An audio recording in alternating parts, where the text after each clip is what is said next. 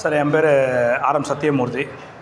எல்லோரும் சக்தின்னு கூடுவாங்க. அதனால் என்னோடய கடை பேரே வந்து சக்தி ஆர்ட் ஒர்க்ஸ் தான். இப்போ ரீசெண்டாக ஒரு 10 இயர்ஸாக 15 இயர்ஸாக நான் கூடாஞ்சேரியில் தான் ஸ்டே இருக்கிறேன். இப்போது நான் இங்கே மெயினாக வந்து கற்றுக்க வந்தது காரணம் என்னன்னு கேட்டிங்கன்னா, நிறைய பேர் இடத்துல எல்லாருமே 2 வீலர் மெக்கானிக் BS4 BS6 நிறைய மாடல் மாறி நிறைய வந்துருச்சு.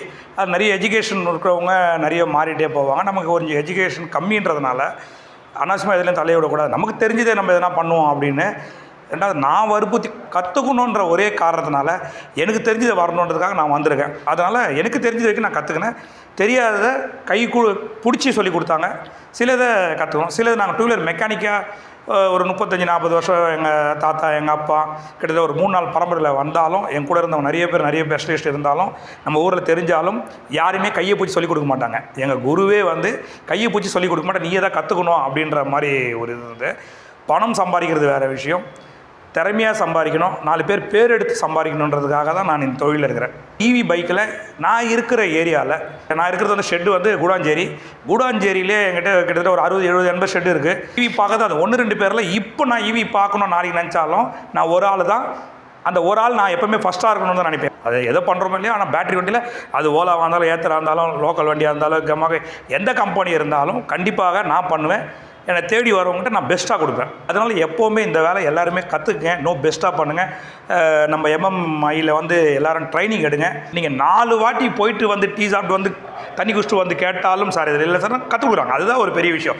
4 கிளாஸ் 5 கிளாஸ் எடுத்தாலும் அந்த 5 கிளாஸும் உங்களை தெளிவாக ஆக்கி அனுப்புறது தான் அவங்களோட முதல் விஷயம். ஒரு எக்ஸாம்பிளுக்கு ஒரு பேட்டரியோட சைஸ்லேருந்து சொல்லிக் கொடுக்குறாங்க.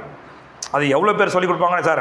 ஓப்பனாக சொல்ல போனால் இன்றைக்கி காரைக்குடிலாம் கேட்டேன், மதுரையில் ட்ரைனிங் கொடுக்குறாங்க, பெங்களூரு, கர்நாடகா, டெல்லி எல்லாத்துலேயுமே ட்ரைனிங் சொல்லிக் கொடுக்குறாங்க. எல்லாமே காசு தான், யாரும் சும்மாலாம் சொல்லிக் கொடுக்க மாட்டாங்க.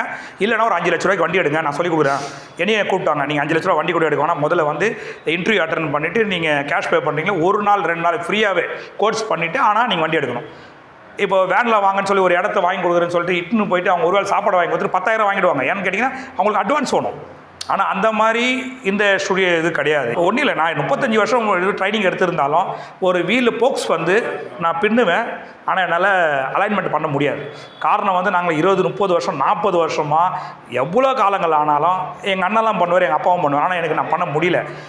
நேரம் என்ன பண்ணோம், புதுப்பேட்டை வருவோம், எங்கே நமக்கு தெரிஞ்ச இடத்துல தான் கொடுப்போம். அந்த மாதிரி ஒவ்வொன்றும் ஒரு பட்டறைனா ஒரு பட்டறை கொடுக்குறோம், வீல் கொடுக்குறோம், ஒரு போர். அதே மாதிரி தான் EVயும் எல்லாமே நம்மளே போட்டு மண்டையில் ஏற்றிக்கினே நம்மளே லோ பிபி ஹை பிபிலாம் ஏற்றின்னு போகிறதோட நமக்கு என்ன தெரியும் அதை நம்ம சொன்னோம்னா அதுக்கேற்றப்பல அவங்க ட்ரைனிங் பண்ணி கொடுக்குறாங்க, பெஸ்ட்டாக பண்ணி தராங்க. Thank you MMI.